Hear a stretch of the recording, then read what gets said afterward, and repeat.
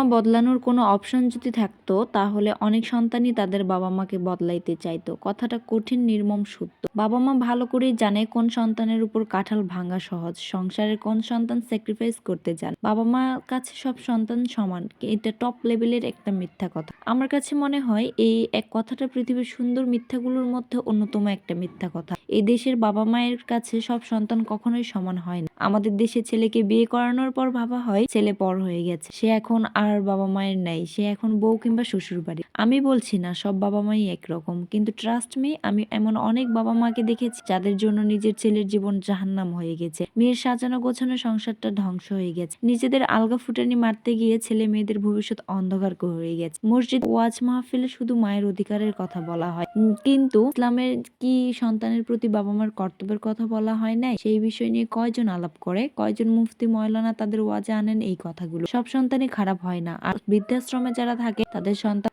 সবগুলি অমানুষ হয় না। কর্মফল বলেও একটা কথা আছে, এটা আমরা অনেকেই ভুলে যাই। আপনার সন্তানও একজন মানুষ, তারাও ভালো থাকা খারাপ থাকা থাকতে পারে, তাকে বোঝার চেষ্টা করুন, দেখবেন আপনারও ভালো লাগবে, তাদেরও ভালো লাগবে। তাহলে প্রতিটা বাবা মায়ের স্থান বৃদ্ধাশ্রমে হবে না। জাস্ট ফেসবুকে পাওয়া একটা পোস্ট, আর সেটা আপনাদের সাথে শেয়ার করলাম। ভালো লাগলে লাইক কমেন্ট শেয়ার দিয়ে পাশে থাকবেন।